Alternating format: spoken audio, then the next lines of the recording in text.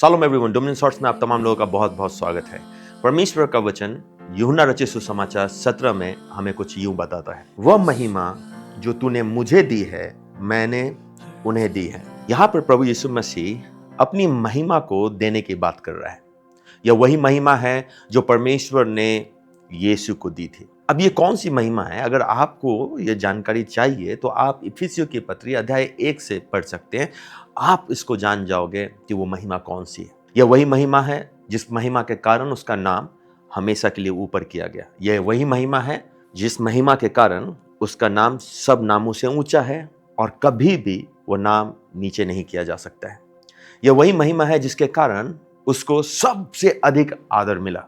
यह वही महिमा है जिसके कारण वही संसार में आया और हमारे पापों के बदले हमें धार्मिकता प्रदान किया। और यहाँ पर परमेश्वर का वचन हमको यह बताता है कि वह महिमा जो यीशु मसीह के पास में थी उसने हमें सौंप दी है। याद रखिए, आप एक ऐसे प्राणी हैं जिसके पास में स्वर्गीय महिमा है। यह महिमा आपको न केवल पापों से आजादी देती है लेकिन धार्मिकता को भी प्रदान करती है, लेकिन साथ साथ में दूसरे को भी धर्मी बनाने का क्षमता प्रदान करती है। यह एक ऐसी महिमा है जो दूसरों के पापों को हमेशा के लिए ढांप देती है और दूसरों को नरक में जाने से बचाती है। आप देख रहे हैं, आपकी पहचान आपके सोच से कहीं बढ़कर है। कई बार जीवन की परिस्थितियां ऐसी होती हैं कि हम अपने आप को बेचारा समझने लगते हैं, निरुत्साहित हो जाते हैं।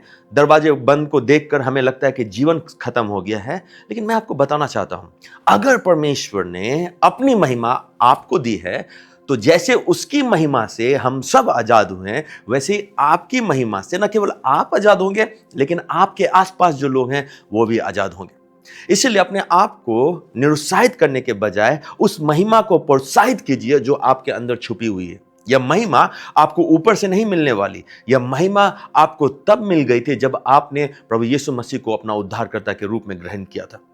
भले ही आप अपने जीवन के परिस्थितियों के कारण उन चीजों को नहीं देख पाए जो चीजें परमेश्वर ने आपके अंदर डिपॉजिट कर रखी हैं, लेकिन यह महिमा परमेश्वर ने पहले से ही आपके आत्मा में दे रखी है। बस देरी है उसको पहचानने की। इसीलिए परमेश्वर की महिमा को पहचानिए और उस महिमा में चलिए जिस महिमा के लिए आपको बुलाया गया था।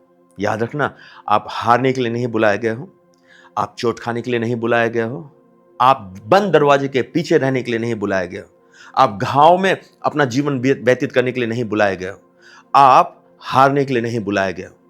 परमेश्वर ने आपको चुना ताकि उस हारे हुए परिस्थिति से जीवन वाली स्थिति में आपको लेकर आया जाए। और इसीलिए परमेश्वर ने अपनी महिमा आपको दी है। अगर आप निरुत्साहित हैं, मैं आपको उत्साहित करना चाहता हूं इस सुबह, परमेश्वर के महिमा की ओर अपना ध्यान केंद्रित कीजिए।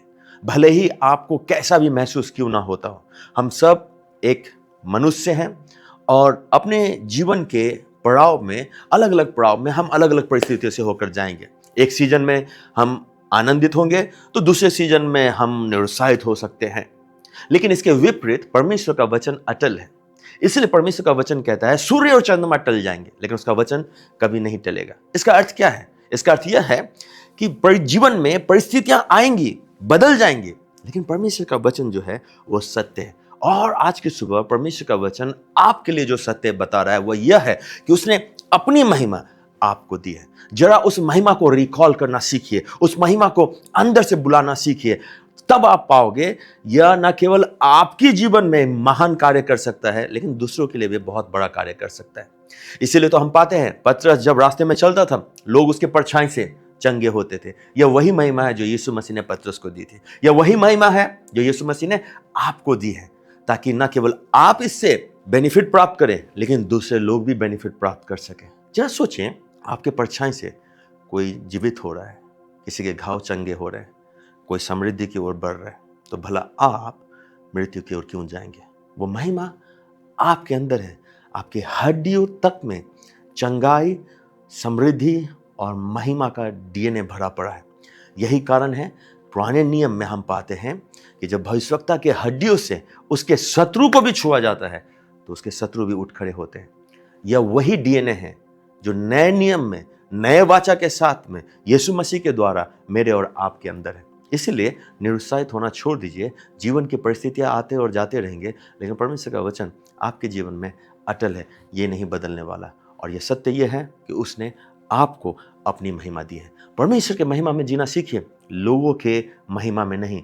लोगों का महिमा उनके सोच के अनुसार और आपने कितना हाथ बढ़ाया उनको सहायता के लिए, उसके अनुसार बढ़ेगी और घटेगी भी। लेकिन परमेश्वर की महिमा जो उसने आपको दी है, वो कभी घटने वाला नहीं। इसीलिए उसके महिमा में जीना सीखिए, जो परमेश्वर ने आपको प्रबंध किया है। मेरा परमेश्वर इस सुबह आप तमाम लोगों को बहुत बहुत आशीष दे। Bless you all.